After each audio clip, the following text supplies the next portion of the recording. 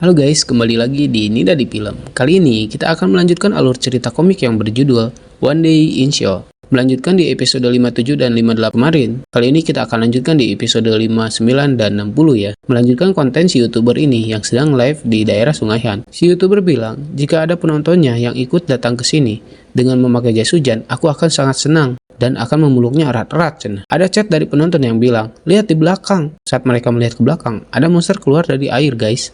Itu adalah monster gabungan yang bermutasi, bisa berenang dan hidup di air dan di darat juga. Mereka berdua langsung ngabret lari ya kan. Satu persatu monster muncul dari dalam air. Tubuhnya yang licin, bau amis, dan bagian tubuh dari mereka sudah menjadi tulang. Lalu si gendut menyemprotkan api ke mereka. Tapi sepertinya agak mempan. Kembali ke si Huang. Saat ini, dia sedang digebuki oleh si Asep karena mencoba menipunya. Karena si Huang mau menghindari si Asep ya. Si Huang tak berdaya setelah babak belur oleh si Asep. Kondisi fisiknya juga sudah lemah karena tusukan di perut Thea. Jadi dia nggak bisa melawan. Kemudian si Asep keluar sendiri dan menyuruh si Huang untuk menjaga si Hongmi. Jika dia kenapa-napa, Asep bakal membakar Hongmi. Si Asep mencari mandiri saja dan mencoba memikirkan si Yunwo pergi kemana. Kembali pada kelompok Yunwo, mereka akan bergerak saat ini, karena sepertinya kelompok remaja bermotor itu sudah tidak ada di sekitar sini. Lalu, kalaupun ada, mereka akan langsung dipukuli oleh Dehan. Lalu si Isul ngide buat membawa stok makanan di dia sendirian. Si Soyun khawatir, karena Isul kan punya niat buat tinggalin mereka. Jadi dia ngide buat membaginya setengah ewang, buat dibawa juga. Singkat cerita, mereka mulai bergerak berjalan ke luar Seoul. Singkat cerita, sebentar lagi mereka sampai di Sungai Han. Untungnya tidak ada tanda-tanda dari monster. Ya jelaslah, kan ada si Yunwo yang jadi navigator monster. Ketika melewati gedung-gedung tinggi, Yunwo mulai lagi merasakan sakit di lengannya. Bukan karena ada monster, tapi hanya ada sel-sel virus. Kamu sakit apa? Kata Isul. Enggak apa-apa, kata Yunwo. Sambil berjalan, mereka di depan berduaan. Melihat itu, Soyun sedikit cemburu dan mengatakan, kenapa sih mereka berduaan terus? Kemudian Yunwo melihat ke arah Soyun. Melihat Yunwo ke arahnya, Soyun membalikkan badan pertanda diabetes ke Yunwo. Yunwo mah bingung atuh ya. Kenapa dengan Soyun? Gak peka. Dan Soyun malah pergi sendirian. Lalu Yunwo menyusulnya. Ada apa Soyun? Kata Yunwo. Mereka berdua pun melihat ada kebakaran di arah Sungai Han. Beralih ke Soyun yang sedang chattingan dengan seseorang. Dia bilang ke cowok bahwa dia sudah mengirim lokasinya ke seseorang itu. Lalu Isul mendengar mereka mengobrol. Kok chattingan dengan siapa? Ha? Si Soyun marah ke Isul karena kepo banget. Iyalah kepo, siapa tahu dia cepu gitu kan di chat grup atau seseorang lah. Kalian bodoh jika tidak memperhatikan hal seperti itu, kata Isul. Mendengar hinaan itu, si Soyun sepertinya marah dan kesal ke Isul. Lalu ada si YouTuber berlari ke arah mereka, mengira Kang Min dan Isul adalah fansnya. Jadi si YouTuber memeluk si Kang Min. Karena sesuai janjinya, tadi, jika ada seseorang yang memakai jas hujan, aku akan memeluknya, cen. Tapi kan Kang Min dan Isul mah nggak lihat live-nya. Mereka bahkan nggak tahu dia YouTuber. Ketika akan memeluk Isul juga, si Isul sudah menyiapkan senjata api dan bertanya, kok siapa? Ke si YouTuber itu. Kembali ke si Huang, sepertinya ruangan ini dikunci dari luar. Jika Asep kembali lagi, mereka berdua akan mati, cina. Lalu Hongmi pun sadar dan menanyakan ini di mana.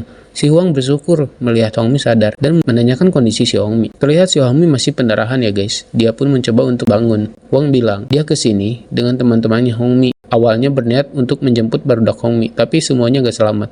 Hanya Hongmi yang tersisa. Lalu barudak yang lain mengira Hongmi sudah mati, jadi mereka meninggalkan Hongmi. Hongmi bilang, aku sudah menduganya, Dehan pasti datang. Hana membohongiku, cina. Jadi apa yang terjadi sih sebenarnya? Lanjut episode 60. Jadi ceritanya gini. Saat si Minji terinfeksi, Hongmi dan Hana bersembunyi di gedung apartemen itu. Si Hongmi terus saja memikirkan Dehan yang akan menyelamatkan mereka ini dan menanyakan ke Hana. Tadi saat menelpon Dehan, dia sudah sampai mana, cina? Sudahlah lupakan Dehan karena dia nggak akan datang.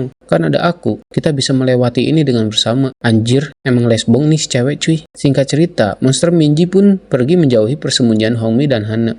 Ketika Hana menyuruh Hongmi untuk pergi menjauhi si monster, si Hongmi gak mau pergi karena dia masih percaya dengan Dehan yang akan menyelamatkannya. Si Hongmi menyuruh Hana buat menelpon Dehan lagi, tapi si Hana bingung dan kenapa sih si Hongmi berharap terus ke Dehan dan Hana merasa dirinya gak berguna buat Hongmi. Dengan tatapan yang seram, si Hana bilang, sekarang kamu tahu kan siapa yang mempertaruhkan nyawanya untukmu Hongmi? Kembali saat ini, si Hongmi menyesal karena tidak peka ke Hana waktu itu. Si Huang bilang, sepertinya mental Hana sedang tidak stabil. Emang, kata Hongmi. Dia emang agak kelainan, cina. Flashback ke sekolah dulu.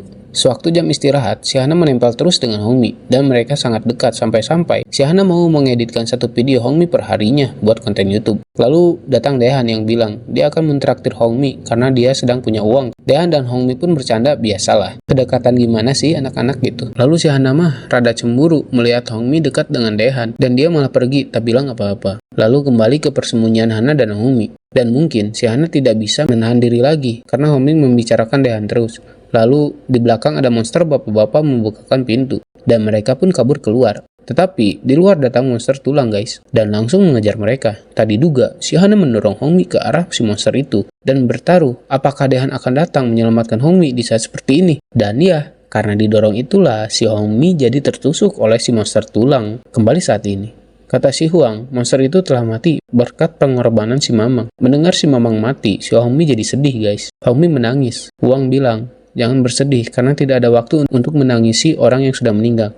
Sebaiknya kita harus menyusul teman-temanmu karena jika kita kelamaan di sini, Asep bakal datang dan membunuh. Melihat jendela di atas, si Huang menyuruh Hongmi buat naik dan membukakan pintu dari luar. Kembali pada barudak Yenwo di jalanan, si YouTuber menjelaskan kalau dia ini streamer di YouTube yang akhir-akhir ini sedang viral membicarakan sel virus. Tapi barudak ini nggak percaya. Si Isul menanyakan, kakak-kakak ini sedang apa, Cina? Kami sedang membuat konten, katanya si YouTuber.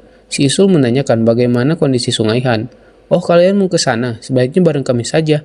Si Genut bilang, jangan ke Sungai Han, lalu dihentikan oleh si YouTuber. Karena mungkin saja si YouTuber ini hendak akan memanfaatkan barudak ini buat kontennya, dan mengajak mereka semua buat ke Sungai Han juga. Di sisi lain, si Asep mengendarai motor hendak akan menyusul barudak Yenwo.